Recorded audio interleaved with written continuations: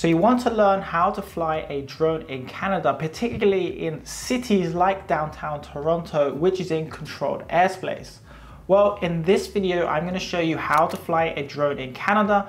And this will be focused on beginners, but suitable for all experiences. And if you want to know my credentials, I am advanced certified here in Canada. I have had approval to fly downtown, particularly on New Year's Eve, where I flew from Billy Bishop Airport to capture the fireworks. If you're new, hello, my name is Demetrios and I create videos on drones, photography and everything in between. And it's a mixture of entertaining and educational content.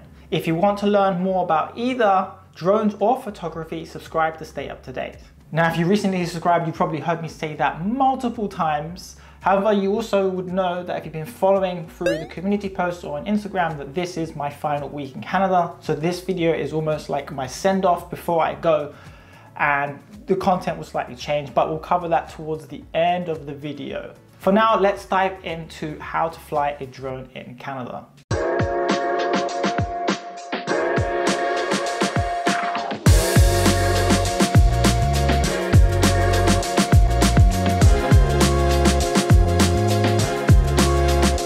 Just a quick note here that I have broken this video down into sections. So if there is anything you want to go back to or refer to in the future, you just check the chapter markers down below. Now let's start with the first one. And this is, well, kind of combined because it's your drone choice and what license you need. Whether you have a drone or you're thinking of buying one, drone selection is important here because it will determine what license you will need. Let's start off with a sub 250 gram drone, also known as a micro drone. With a sub 250 gram drone, you do not need either the basic or advanced license. You pretty much have freedom to fly anywhere. However, I do recommend on Transports Canada's website just to take a look at the flyers, to look at other YouTube videos, just to familiarize yourself with the rules, how high you can fly, which is 400 feet. That is the cap, generally speaking, for most countries. That you should stay visual line of sight, and basically just don't be stupid. Essentially, just don't be stupid with the drone and you should be good. I do recommend that you do opt for your basic license. Even if you get a sub 250 gram drone, it does benefit you and it will give you an advantage with interactions with people and law enforcement, which we'll cover in a later step of this video. Now, if you wanted to fly something above 250 gram drones, like the DJI Air 3 here, this is the drone that I have been flying over the last year. I made a whole playlist about this drone, which you can check up here. Now, if you wanted to fly something bigger, which has better cameras, tends to be safer because it's more stable in the air, it has a bunch of more features too, you would need minimum basic license outside of the cities, but inside cities or controlled airspace like downtown Toronto, you're gonna need your advanced license, which means a theory and a practical. Now, the best channel to educate yourself on the rules is probably Don's channel for here in Canada. So I'll link that in the description box down below. Even though his videos are older and the rules have changed slightly, most of them will still be relevant in order to help you pass your exams. Those are the videos that I use to pass my exams. I also recommend attending a drone school to get all the reading material. Don has some as well, but the school that I chose, because I am non-Canadian and non-permanent resident, so I had to jump through more hoops. I used the Canadian Drone Institute. That's the school that I chose. Greg, who I spoke to, was very helpful in order to get me to get my advanced license. And then I had my practical as well, just so they could see that I could fly a drone. Now, I just want to add here that the Transport Canada drone exam isn't perfect because it's more geared towards, well, pilots rather than drone pilots. But hey, I've been vocal about it in order for them to change it, so I hopefully in future they can improve it. Deal with the BS, it is possible if you watch channels like Don's and you go to drone school and you learn all the material. Now let's move on to the next step. Now, before I fly, I do my planning and my research. I actually have a template which is in the description box down below and is available on my website. And this template I've been using from the beginning, even with a Mini 2 and it wasn't so necessary, it helps you get the practice in of what is required and what to look for before you fly. It will cover things like the drone you're flying, the specifications, like how much wind resistance, like the limitations of when and when you can't fly. Is it too windy, for instance? Is it too cold? Whereabouts are you flying? Is it in controlled airspace or is it not in controlled airspace? The location where you're taking off, are there any obstacles such as power lines or trees? Are there pedestrians nearby? Are there cars nearby? All these different types of questions, this is where your planning and research is so important before you fly. For instance, using Google Maps is a good tool, which you even have the satellite view where you can check most of these beforehand. If in doubt, you can always visit the location before you fly. Just take a look around, look up in the sky. Do you see any planes that are passing by? Is there a lot of people nearby? Are there any obstacles? Is there anything to note down during your planning phase? And by the way, this template is the exact template that I used to send to NAV Canada and Billy Bishop Airport to get that approval. So I know this template works, even though it's not an officially approved template by any of these regulatory authorities. It does work. I haven't had an issue with it. It's even worked when I submitted to NATS in the UK to get approval to fly in the restricted zones R1, 5, 6, 7, and 8, I believe it is. And if you want to check out that video, check it up here.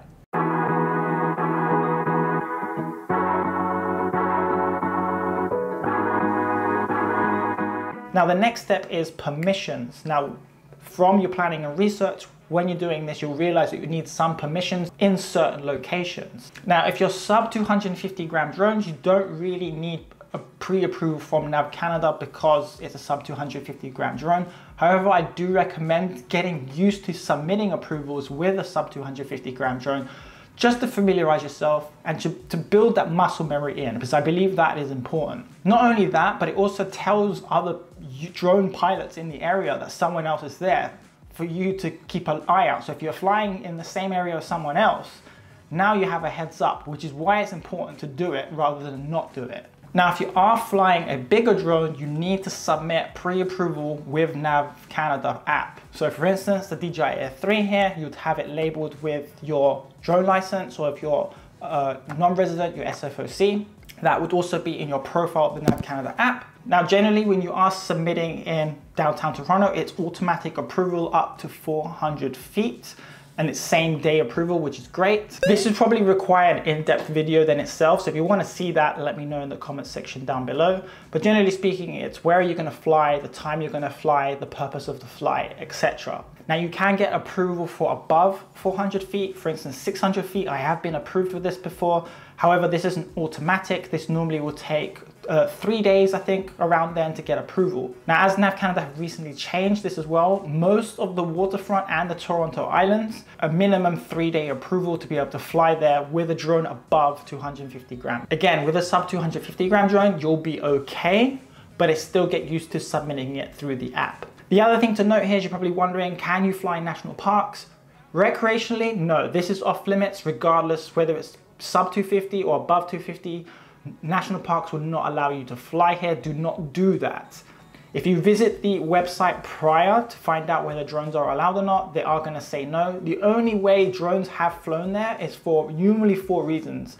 And this is either for big film production companies, news media outlets, search and rescue, and I believe fire is the other one. Those are usually the 4 ones. They will have them listed. If it doesn't fall within those categories and you say that you're filming for Instagram or social media, even if you pay and you submit your approval, it's unlikely or very unlikely you'll get accepted. The next thing you want to check is the weather. You don't want to go and fly your drone and suddenly 5 minutes later, there's a big storm cloud rolling in and it starts raining and you have to land the drone early, or your drone goes down because it's pissing down with rain. So check it prior before you fly. This is why it's important to do your planning and research, not only for permissions, but for checking the weather as well. Is it going to be windy? Is it going to be rainy? How hot or cold is it? All these factors can affect a drone flight.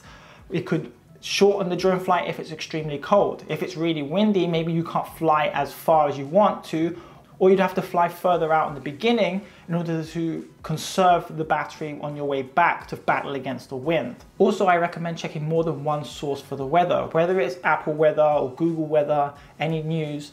One of my favorites is also UAV Forecast. Now, this is a free app, but if you pay, you get a 7-day forecast, and it's not just telling you whether it's sunny or rainy. It tells you how strong the winds are, the direction, how strong the gusts are, at what altitude the speed is, the sunrise and sunset time. It even shows you where airports are located and the types of zones as well. So this is a very good app and the one I recommend. It's the one I use to help me with my planning and research on my template.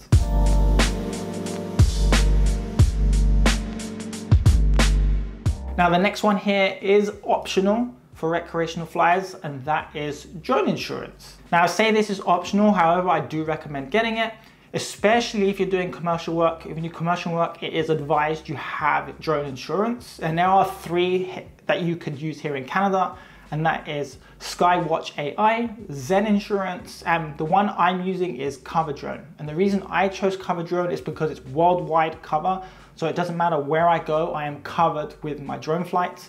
It's pretty inexpensive as well. I haven't covered my drone, it's just third liability. Because you have DJI Care Refresh, or if you opt for that, it tends to be like drone insurance anyway, so you don't want to cover yourself twice and increase your premium for no reason really. The other good thing with CoverDrone is that it is approved by EU regulations and it meets that certain regulation. So this is the one I have chosen, and I haven't have to worry about it. So whether it's recreational or commercial, I know that my drone flights are covered. It also looks good when you're trying to land new clients that you have drone insurance. It just gives you that advantage over your competitors.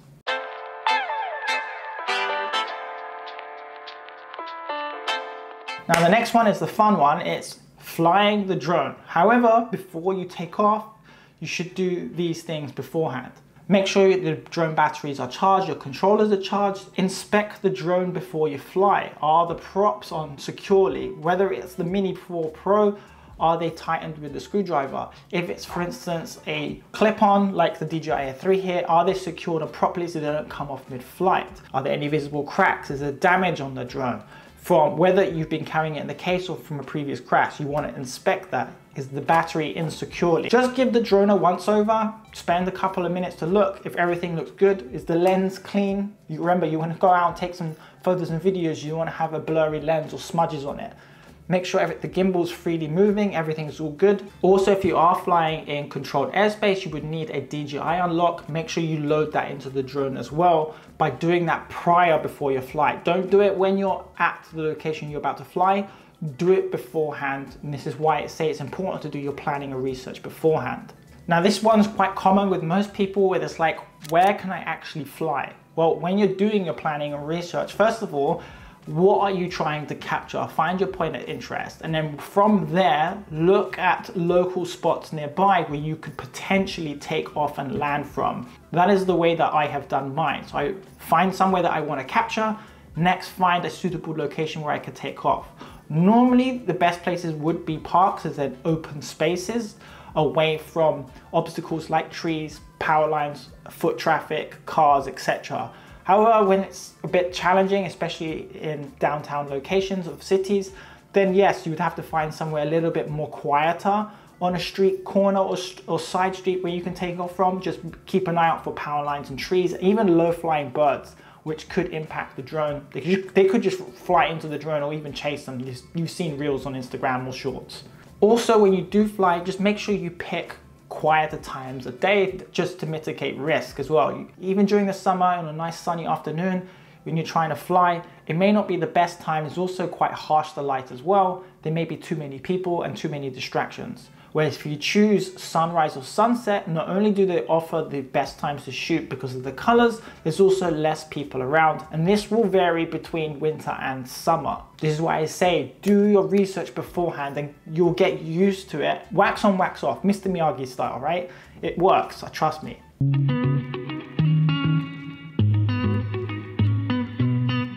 Now we're almost towards the end of the video, and then the next two are pretty similar, but it's just interactions with law enforcement and the public. I haven't had many negative reactions. I think actually I've only had one. The rest of it has all been positive and just general curiosity, which is fabulous. However, you're still responsible for flying that drone. So if someone does come up to you and start asking questions, the best thing to do is one, pause the drone, just let them know that you're flying a drone and that you can carry on the conversation when you're finished, or land the drone first and then carry on the conversation. Remember, you are responsible for the drone, and if you're distracted now having a conversation with someone, you need to make sure you're keeping an eye on the drone just in case something happens. That's why I say you should pause it and then bring it down to land to carry on the conversation, or finish what you're doing first and then have a conversation with that person. Now with law enforcement, the first thing I'm gonna say here is just don't be a dick. There is no need. And if they're doing it to you, be the bigger person and just don't react to it. Remember, you know you're in the right if you've done your basic or advanced license, you have everything in order. There's no need to be like that towards them. Remember, you don't want to give the rest of us a bad name for your actions. For instance, if there is a big event and there are lots of security and law enforcement about, maybe a good idea just to go up to them and be like, hey, officer or whoever it is, I'm going to be flying a drone just to let you know.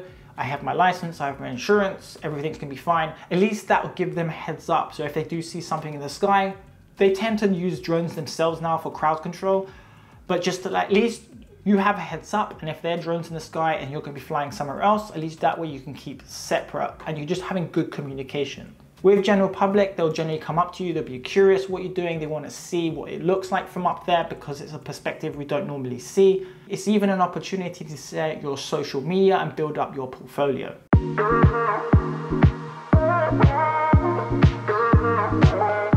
Now here are my final thoughts. Don't be negligent. Don't be that guy that says that I don't need a license because I know how to fly a drone, because you are the one that ruins it for the rest of us. Because when something does go wrong, this is when the regulators clamp down and make the drone rules stricter because of you. Stop doing that.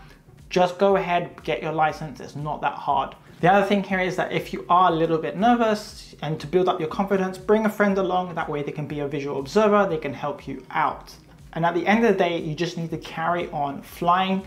Don't let anything detour you from that. Build up your hours, build up your confidence, and just follow the steps in this video. And the other thing here I have is about the drone regulation. So as time goes on, as technology improves, as drones get better and safer, some drone regulations become a little bit outdated and redundant. This is why it's important for you to do your license so you understand the rules and to interpret them and how you can fly, to provide your feedback in order to make changes so we can make the rules more relaxed rather than them clamping down and making them stricter when drones are actually pretty safe. And the only reason something goes wrong is probably down to the pilot more than the drone. Remember, a lot of these people that make up the drone rules have no clue on how to fly a drone either, so it's important to provide that feedback. And that is pretty much it. I mean, if you have any questions, just let me know in the comment section down below. And if you have recently subscribed or if you've been a subscriber for a while, thank you very much. If you have been following me all along, you know that this is actually my last week in Canada. So this video is kind of a send-off before I go. So I will be making a stopover in Greece first, having a small relaxed break. I've been posting a video pretty much every single day at the start of this year. So I think a break is much deserved. However, content will continue. I will be filming out there. It just might come a week later. So if you want to stay up to date more regularly, just head over to my Instagram and just check out my stories. I do post frequently on there, and I will try and post more on the community tab of YouTube as well. I'm also thinking of diving into the Sony a6700 here, basically following the same format as I have done with, well, the Air 3 and the Avata 2. I want to do the same here with this camera so I can get the most out of this and just, well, cover all the features, because it can be overwhelming when you get something new and you're like, shit, I don't know what to do. And I think breaking that down into weekly topics is much more digestible, and that way we could answer certain topics together. So if there's anything you want to learn about drones or photography, subscribe for future videos. Let me know what drone you're flying. Do you have a camera? Which one do you have? Are you interested in getting into FPV? What is on your shortlist? And before I go, YouTube recommends you watch this video here, and I guess I'll see you in Greece. Peace. On the